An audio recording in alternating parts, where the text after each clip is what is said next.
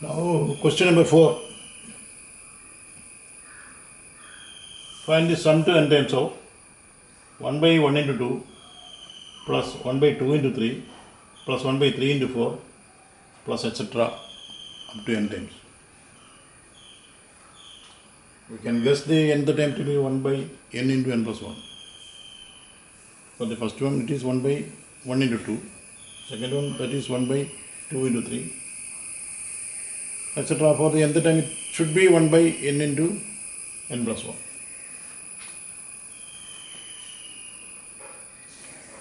Tn is equal to 1 by n into n plus 1. But this 1 by n into n plus 1 can be put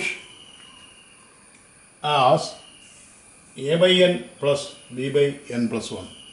And we have to fix what is a and what is b.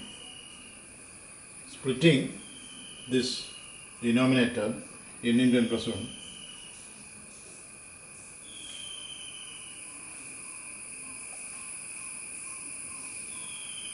For the nth time it is 1 by n into n plus 1.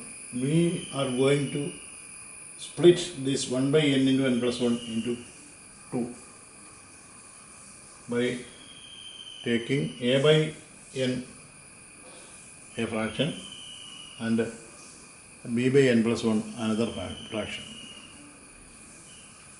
Now 1 by n into n plus 1 is equal to, we write the LCM as n into n plus 1. Numerator is multiplied by n plus 1. Here numerator is multiplied by n. Now for the left and right, we have n into n plus 1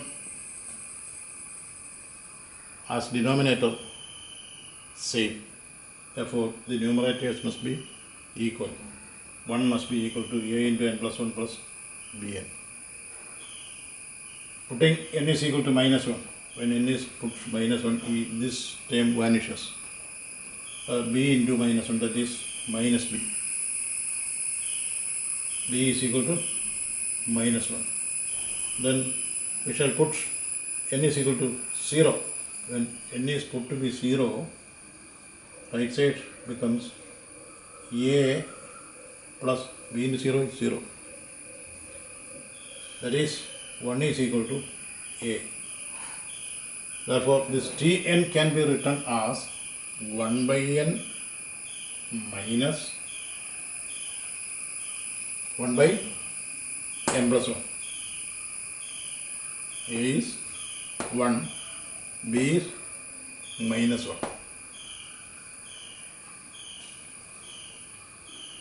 Now, we require the sum of all such terms. First term is 1 by 1 into 2. That can be written as 1 by 1 minus 1 by 2. Second term is 1 by 2 into 3.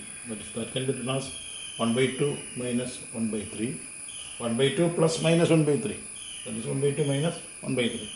The third time 1 by 3 into 4 can be written as 1 by 3 plus minus 1 by 4. That is 1 by 3 minus 1 by 4, etc.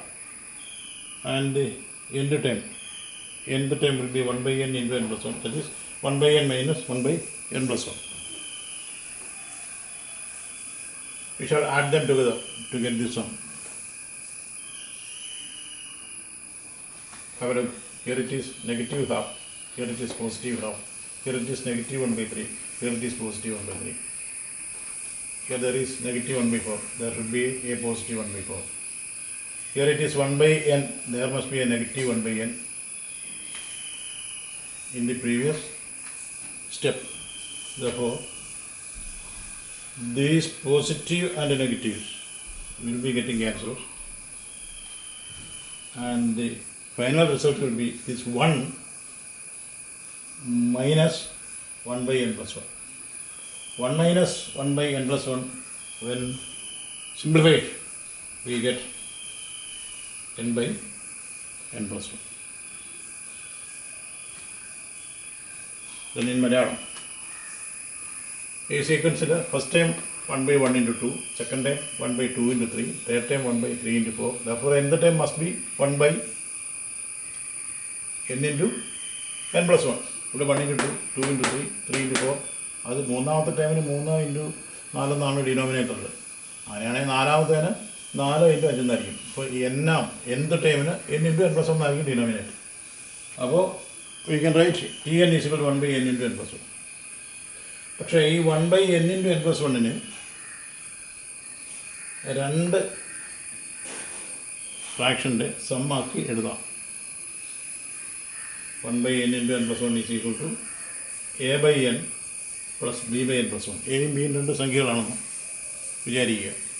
എങ്ങനെയാണത് രണ്ടാക്കി എഴുതുന്നുള്ള സ്റ്റെപ്പുകളാണ് ഈ കാണിച്ചിരിക്കുന്നത്. n into n+1 denominator, numerator 1. അതിനെ രണ്ട് ഫ്രാക്ഷനാക്കി എഴുതി some എടുത്താൽ ഇത് കിട്ടണം. നോക്കാം. a/n plus b/n+1 എന്ന് എഴുതി, ഇത് LCM n into n+1 എഴുതി, a n+1 കൊണ്ട് ഗുണിക്കണം, b n കൊണ്ട് ഗുണിക്കണം. ഇടതുവശത്തെ ആ സംഖ്യയ്ക്ക് മാറ്റമൊന്നുമില്ല.